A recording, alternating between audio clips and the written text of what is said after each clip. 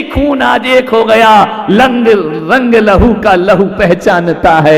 एक दूसरे के गले मिले, दूसरे के गले मिलकर इतने रोए, इतनी सिसकियां फूटी, अश्रु की धारा से कंधे भीग गए दोनों के, हिचकियां लेने लगे। 8 साल नहीं बोले हम अपने जीवन में, वो नरक जैसी जिंदगी जी है। मेरे भाई हाथ मत जोड़, आदेश कर, कल छोटा भाई तेरे घर में भोजन करने जरूर आएगा, जरूर परिवार को लेकर आएगा। मेरे भाई आज क्षमा वाणी नहीं आई है, आज ऐसा लग रहा है कि हमारे यहाँ समय से पहले दीपावली आ गई है। दिल जल, हृदय अभी तक दिल जला है। आज नयन के अश्रु की धारा से बह गए उनके जीव। इतनी एक क्षण के लिए, इतने से क्षण के लिए कितनी लंबी दुश्मनी गुजारी। बहू आई दौड़ी, जेठ जी बोले बेटा बहुत गलतियां हो गई, बहुत भूल हो गई हमसे, सारे जमाने को प्यार करके वो आनंद नहीं मिला जो आज मेरा भाई छाती से लगा तो प्रेम के झरने फूट गए हमारे। 8 वर्ष से हम नहीं बोलते आपस में, ऐसी क्षमावाणी। दूसरे दिन आया भाई अपने परिवार को लेकर, भैया आज हम साथ में भोजन करेंगे। बरसों बीत गए, एक थाली में खाते थे। बचपन भी तो हमारा ऐसे ही था ना, सुबह लड़ते थे, झगड़ते थे, मारपीट करते थे, थोड़ी देर बाद एक दूसरे के गले में हाथ डालकर घूमने लगते थे, भूल जाते थे क्या झगड़ा क्या लड़ाई। अरे थोड़ी सी बात के लिए इतनी बड़ी दुश्मनी। भानुमत आपको विश्वास नहीं होगा, उस दिन दोनों भाई के परिवार से 10 सदस्य थे, 10 ने एक डाइनिंग टेबल पर बैठ करके भोजन किया। वो आनंद वर्षा उनके जीवन में, वो आनंद वर्षा, ऐसा सुख उनको जीवन में मिला। छोटे भाई ने कहा कि भैया मैंने तुम्हारी आज्ञा का पालन कर लिया, अब आने वाले रविवार को तुम्हारे पूरे परिवार का भोजन मेरे घर में होगा, मैं तुम्हारा स्वागत करूंगा। हमारे जीवन के दिन बदल गए हैं, ध्यान रखिए मान्यवर। जो सुख प्रेम में है वो सुख दुनिया की नफरतों में नहीं हुआ करता है। कभी इस प्रेम का स्वाद लेने का प्रयास करो, कभी इस मिठाई को खाने का प्रयास करो। अरे मावे की मिठाई से जीवन मीठा नहीं होता है, हृदय मीठा हो जाए तो पूरी जिंदगी मीठी हो जाया करती है। उसने कहा कि मेरे भाई मैं जरूर तेरे घर आऊंगा। एक दिन दोनों मेरे पास आए, एक बायां पैर पकड़ के रो रहा है, एक दायां पैर पकड़ के रो रहा है। उन्होंने कहा कि भगवान महाराज हमने अभी तक सुना था कि पत्थर में भगवान होते हैं, लेकिन आपने देखा, आपने 8 साल की दुश्मनी को प्रेम में परिवर्तित कर दिया। हमारा हो गया सम्मेद शिखर, यही गिरनार, यही चंपापुर है, यही सब कुछ है। मैंने कहा एक बात बताओ, 8 साल की जिंदगी थी या ये जिंदगी है? बोले 8 साल की जिंदगी मरने लायक थी, नरकों की जिंदगी थी। हकीकत में तो 4 दिन में हमने जाना कि जिंदगी क्या हुआ करती है, जिंदगी का आनंद क्या हुआ करता है। प्रेम जीवन में होना चाहिए। मान्यवर, नारायण श्री कृष्ण दुर्योधन के दरवाजे पर पहुंचे, धृतराष्ट्र के दरवाजे पर पहुंचे, संधि का प्रस्ताव लेकर के। नारायण कृष्ण ने दुर्योधन को कहा कि दुर्योधन, ये घर की लड़ाइयां अच्छी नहीं होती हैं, अपना ही वंश बर्बाद होता है, अपनी ही खानदान तबाह होती है, और अपनी ही घर की बहु बेटियां विधवा का रूप ले लिया करती हैं। दुर्योधन मान जाओ, थोड़ा सा 4-5 गांव उन पांडवों को दे दो, पूरा हस्तिनापुर तुम ले लो, मैं संधि का प्रस्ताव लेकर आया हूं। दुर्योधन ने कहा कि नहीं, ये नहीं हो सकता है। 5 गांव तो छोड़ो, एक सुई की नोक बराबर भी जगह में पांडवों को नहीं दे सकता हूं। तो नारायण श्री कृष्ण ने कहा कि फिर दुर्योधन तैयार हो जाओ युद्ध के लिए। ध्यान रखना, संदेश देना मेरा काम है, मैं शांति दूत बन करके आया हूं। ध्यान रखना। नारायण श्री कृष्ण पहुंचते हैं, जब पीतांबर धारण किए, मोर मुकुट बंसी हाथ लिए, नारायण जब रथ पर सवार होकर हस्तिनापुर की वीथियों से निकल रहे थे, एक गरीब की झोपड़ी वह देख रही थी बैठी बैठी। ये नारायण कृष्ण क्या मेरे घर कभी आएंगे? कभी मेरे दरवाजे पर नारायण पधारेंगे? नारायण की निगाह मिली उस बुढ़िया से, मुस्कुरा दिए, आगे बढ़ गए। संधि का प्रस्ताव पेश किया दुर्योधन के सामने। दुर्योधन ने नकार दिया, नहीं ये नहीं हो सकता है। तो नारायण ने कहा कि फिर शंखनाद होता है युद्ध का, अब जो भी बातें होंगी कुरुक्षेत्र में बातें होंगी। दुर्योधन ने कहा हमें लड़ना स्वीकार है। दुर्योधन ने कहा कि नारायण, हे माधव, हे केशव, चलो महल में, तुम्हारे लिए 56 भोग बनाए हैं, आज तुम आ रहे थे ना। कृष्ण ने कहा कि नहीं दुर्योधन, आज नहीं, फिर कभी। दुर्योधन ने कहा मैंने आपका प्रस्ताव ठुकराया, इसलिए आप भोजन नहीं कर रहे हैं। कृष्ण ने कहा कि नहीं, राजनीति की बातें अलग हैं और आत्मीयता की बातें अलग होती हैं। दुर्योधन, मैं तुम्हारा निमंत्रण कैसे ठुकरा सकता हूं? वो राजनीति थी, कैसे लोग थे पहले के कि महाभारत में जब युद्ध होता था ना, और शाम को जब घायल सैनिक पड़े रहते थे तो कौरव सेना के सैनिक जाके पांडव सेना के सैनिकों को मलहम लगाया करते थे। रात को जैसे सूर्यास्त होता था, दुश्मनी भूल करके इंसानियत की स्थापना कर दिया करते थे, एक दूसरे के दर्द को समझा करते थे, पीड़ा को समझा करते थे। दुश्मन केवल युद्ध के मैदान में होते थे, युद्ध के मैदान से बाहर हर कोई एक सच्चे अच्छे इंसान हुआ करते थे। ध्यान रखिए। दुर्योधन से कृष्ण ने कहा कि दुर्योधन, ये बात नहीं है कि तुमने मेरा कहना नहीं माना, कोई बात नहीं, लेकिन तुम्हारे हमारे तो संबंध है ना, तो चलो फिर केशव भोजन के लिए चलो। बोले नहीं, आज मेरा कहीं और निमंत्रण है। लौट के आए दुर्योधन के दरबार से, जैसे ही लौटे झोपड़ी में पहुंच गए, दरवाजा खटखटाया, काकी दरवाजा खोल। भीतर से आवाज आई, विदुर जी घर पर नहीं है, अकेली स्त्री हूं, मैं द्वार नहीं खोल सकते हूं। आवाज लगाया कि काकी एक बार तो दरवाजा, नाम बताओ अपना। अब कृष्ण कन्हैया छलिया वो क्या नाम बताए, नाम बताया कि काम खत्म। बोले काकी दरवाजा तो खोल एक बार। बोले मैं नहीं खोल सकती हूं, मेरे घर में कोई पुरुष नहीं है। बोले बे एक बार मेरा कहना मान ले। बोले तू कौन है? कृष्ण ने कहा मैं एक भूखा आदमी हूं, भूख से तड़प रहा हूं, इतनी भूख लगी है काकी, इतनी भूख लगी है कि मेरे प्राण कंठगत हो रहे हैं।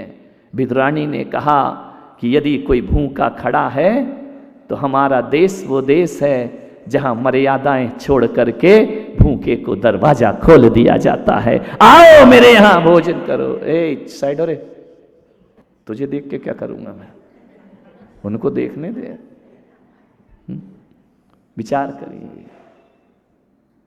दरवाजा जैसे ही खोला, हकबक रह गई विदुरानी, हतप्रभ स्तब्ध रह गई। सुदर्शन चक्रधारी नारायण श्री कृष्ण खड़े हैं, मुस्कुरा रहे हैं। सुध-बुध खो गई विदुरानी, कुछ ना बोल पाई, बस शब्द मौन हो गए। एक बात ध्यान रखना, जब प्रेम गहरा होता है ना तो शब्द मौन हो जाया करते हैं, शब्द नहीं। नारायण कृष्ण ने कहा काकी भीतर आने का नहीं कहोगी, भीतर नहीं बुलाओगी मुझे, मैं परपुरुष हूं। क्या बोले, जैसे कोई स्तब्ध सी खड़ी है, ना भीतर ना बाहर, आंखों में अश्रु की धारा। सोच रही थी कि कभी नारायण मेरे घर आएंगे क्या। वाह रे मौन निमंत्रण स्वीकार करने वाले, आओ पधारो। इशारे से कहा बैठो, एक खाट बिछाई, बिठा दिया कर। काकी बहुत भूख लगी है, जल्दी खाना दे, जल्दी भोजन दे। भीतर जाती बाहर आती, भीतर जाती बाहर आती, भोजन तो था ही नहीं। ध्यान रखना, पक रहा था एक हंडी में चावल। कृष्ण कह रहे जल्दी कर, मुझे सहन नहीं हो रहा है। वो भी जान रहे कि है तो नहीं, लाएगी क्या, लेकिन कृष्ण तो कृष्ण है, नारायण लीलाएं उनकी। उन्होंने कहा जल्दी भोजन दे, अभी दे, इसी वक्त दे। विदुरानी ने कहा नारायण थोड़ा तो ठहरो। बोले नहीं, सब्र नहीं होता है, बहुत भूख है। देख मैं तेरे लिए दुर्योधन के भोजन छोड़ करके आया हूं, मुझे खाना चाहिए, मुझे भोजन चाहिए। भीतर गई दौड़ी दौड़ी बावली सी, रसोई घर में जाती फिर निकल आती, फिर जाती फिर निकल आती। जैसे ये हमारी माताएं हो जाती हैं ना, जब मुनि महाराज आके पड़गाहन में खड़े हो जाए तो कुछ बोलना है, कुछ और बोल जाती, सुध बुध खो जाती हैं, बावली हो जाती हैं। महाराज पधारे हैं, उच्चासन ही भूल जाती है। ध्यान रखना, मैं उसको नफरत नहीं समझता, मैं प्रेम समझता हूं। प्रेम रंग में डूबी हुई शिष्टाचार भूल जाते हैं, कहना ही भूल जाते हैं, कुछ बोलते हैं और कुछ मुंह से। लेकिन प्रेम जब प्रगाढ़ होता है, शब्द अपनी समझ, शब्द अपनी मर्यादाएं खो दिया करते हैं। ध्यान रखना, जैसे ही गई भीतर, आंगन में गई, केले की बोर तोड़ करके ले आई, पूरी डाली की डाली। हे नारायण, ये केला खाओ जब तक भोजन पक रहा है। नारायण ने कहा जो भी है दे दे। कृष्ण बैठे हैं खाट पर, विदुरानी बैठी है नीचे। दृश्य को देखने का प्रयास करिए। केला छील रही है, छीलते जा रही है, कृष्ण को खिलाए जा रहे, कृष्ण खाए जा रहे हैं। विदुर जी आ गए, उन्होंने कहा आज मेरी झोपड़ी में रोशनी क्यों है, आज मेरी झोपड़ी में प्रकाश क्यों है, आज मेरी झोपड़ी में इतना उल्लास क्यों है। देखा अंदर नारायण कृष्ण बैठे हुए हैं, विदुरानी केले खिला रही है। विदुर ने कहा बावली पागल हो गई क्या, क्या करे। बोली तुम चुप रहो, मुझे प्रेम रंग में डूबने दो, नारायण कृष्ण के, मुझे भक्ति में डूबने दो, तुम मत बोलो बीच में। विदुर ने कहा पागल जरा होश तो रख। बोले क्या। बोले छिलके छिलके पकड़ा रही है, केले केले फेंके जा रही है, फेंके जा, सारे केले फेंक दिए, छिलके कृष्ण को पकड़ा दिए। नारायण कृष्ण बड़े आराम से छिलके खा रहे हैं। बोले पागल देख तो क्या खिला रही है तू। जैसे ही देखा अश्रु की धारा बह गई विदुरानी के। ये कौन सा पाप अनर्थ कर दिया मैंने, छिलके खिला दिए और बाहर कृष्ण भी खाए जा रहे हो, बोल भी नहीं रहे कि क्या दे रही है। ध्यान रखना, विदुर जी ने केला छीला और कृष्ण को दिया। जैसे ही कृष्ण के मुख में केला गया, केला फंस गया। उनको बहुत जोर से केला फंसा, थूक दिया नारायण कृष्ण ने। विदुर ने कहा क्या हुआ। बोले काका, जो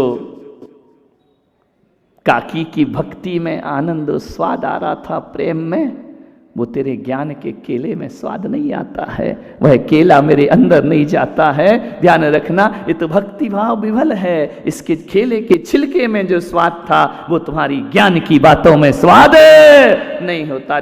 तू ज्ञान की बातों में खोया और कर्महीन बनकर सोया। ध्यान रखना, प्रेम से परमात्मा मिला करता है, ज्ञानियों को नहीं मिला। ये जो पंडित बड़े बड़े उपदेश करते हैं ना, इनको भगवान कभी नहीं मिलेगा जिंदगी में। ध्यान रखना, ये बांटते ही रहेंगे दूसरों को, खुद भगवान से दूर रहेंगे। ध्यान रखना, आएंगे अभी पर्यूषण में बड़े बड़े प्रवचन करेंगे, एक लिफाफा लेंगे, दबाएंगे और आगे भग जाएंगे। ध्यान रखना, ये क्या भगवान को बांटेंगे जिनको खुद भगवान नहीं मिला। इन भगवान से इन्होंने प्रीति ही नहीं की अपने जीवन में, ये क्या दूसरों को परमात्मा देंगे। ध्यान रखिए। कृष्ण ने कहा कि विदुर जी, तुम्हारे केले बेस्वाद हैं मेरी काकी के भक्ति के छिलकों के आगे। ध्यान रखना, और वही मैं आपसे कह रहा हूं कि नारायण कृष्ण ने 56 भोग छोड़ दिए और रूखे सूखे प्रेम के केले के छिलके खा लिए, और मेरे महावीर ने 6 महीने बाद 56 भोग राजाओं के छोड़े और चंदना के घर में उबले हुए उड़द स्वीकार कर लिया करते हैं। ध्यान रखना, मेरे राम वन फूल फल छोड़ करके भीलनी के जूठे बेर ग्रहण कर लिया करते हैं। एक बात याद रखना, स्वाद मिर्च मसालों में नहीं, स्वाद भीतर के प्रेम में हुआ करता है। ध्यान रखना, मिर्च मसालों में कहाँ स्वाद है। मैं महिलाओं से निवेदन करता हूँ, घर जाना आज अपने, और अपने रसोई घर में बहुत सारे डिब्बे होंगे, उसमें लिखा होगा मिर्च, धनिया, गरम मसाला और क्या क्या रखते हो, जीरा, मेथी। एक डब्बा पुलक सागर का ले जाओ, उसमें कुछ मत रखना, एक चिपका देना प्रेम। और जब भी भोजन बनाओ ना, मिर्च मसाले के साथ भीतर का प्रेम भी उड़ेल दिया करो, स्वादिष्ट भोजन हो जाएगा, स्वास्थ्यवर्धक भोजन हो जाएगा। भीतर का प्रेम, मिर्च मसालों में स्वाद नहीं है। कहते हैं ना, माँ के हाथ का भोजन बड़ा स्वादिष्ट होता है, क्योंकि माँ उसमें प्रेम लुटाया करती है। ध्यान रखना, वो भेदभाव नहीं करती है, बच्चों में, बहुओं में, पोतों में। दादी माँ का भोजन बड़ा स्वादिष्ट लगा करता है। आपसे निवेदन है, अंतिम बात, समय आपका हो गया, अंतिम बात आपसे कह रहा हूँ घर में प्रेम रखना है, एक सूत्र अपनाना मेरा। और समाज में दो ही जगह हमारा जीवन होता है, घर और समाज। आदमी या तो पारिवारिक जीवन जीता है या सामाजिक जीवन जीता है। एक ही निवेदन है मेरा कि घर में प्रेम रखना है ना तो सामूहिक भोज किया करो। पूरा घर एक साथ बैठ करके भोजन किया करो, पूरा परिवार एक साथ बैठ करके भोजन किया करो। और ध्यान रखना, रोज ना कर सको तो सप्ताह में एक बार पूरी फैमिली भोजन करे। नहीं तो तुम ऐसे हो, घर के लोग तो नफरत करते हो, ढाबे में उनके साथ खाते हो जो तुम्हारे कोई नहीं है। ध्यान रखना, आपसे निवेदन कर रहा हूं, अरे ढाबे में वो मजा नहीं आएगा जो घर में आएगा। एक थाली में पूरा परिवार सप्ताह में एक दिन भोजन जरूर करे। सप्ताह में ना कर सके 15 दिन में एक बार घर में पार्टी होना चाहिए। और घर में 15 दिन में ना करो, महीने में एक बार सब परिवार मिलकर एक थाली में भोजन किया करो। प्रेम बढ़ेगा भीतर का, द्वेष भावनाएं खत्म हो जाएंगी। घर में प्रेम रखना है तो सामूहिक भोजन किया करो, और समाज में प्रेम रखना है सामूहिक भजन किया करो भगवान का। भोजन और भजन जीवन को आनंद बनाते। पर्युषण पर्व आ रहा है, सामूहिक भजन, सामूहिक भजन, सामूहिक पूजा, सामूहिक अभिषेक यहाँ पर होगा। समाज में प्रेम होगा, एकता होगी। मैंने पूछा प्रकाश जी से कितने लोग बैठ रहे, मैंने कहा 400-500 तो होंगे। बोले 800 लोग बैठ रहे हैं। ध्यान रखना भैया, मेरा भी ये बहुत बड़ा शिविर होगा जिंदगी का, ध्यान रख। मैंने तो 500-600 बिठाए। बोले नहीं, हम तो 1008 करके रहेंगे। ध्यान रखना, गजब हो गया। मैं भी अभी तक तो लोग मेरा आनंद लेते थे, इस पर्युषण में मैं तुम्हारा आनंद लूंगा यहाँ बैठ करके। इतने हजारों लोग एक परिधान में श्वेत वस्त्र धारण किए भगवान की आराधना करेंगे, पूजा करेंगे, पाठ करेंगे। इस सामूहिक भजन से समाज को बल और ताकत मिला करती है। अभी भी जिनको भरना है फॉर्म, एंट्री है या नो एंट्री चालू है? क्या बात है। मैंने कहा व्यवस्था कर लोगे? इतनी व्यवस्था हो जाएगी, इतने वस्त्र, इतनी पुस्तकें, इतनी किताब। बोले महाराज औरंगाबाद है ये, एक मांगो 1000 मिला करते हैं। ध्यान रखिए, सोचना है आपको।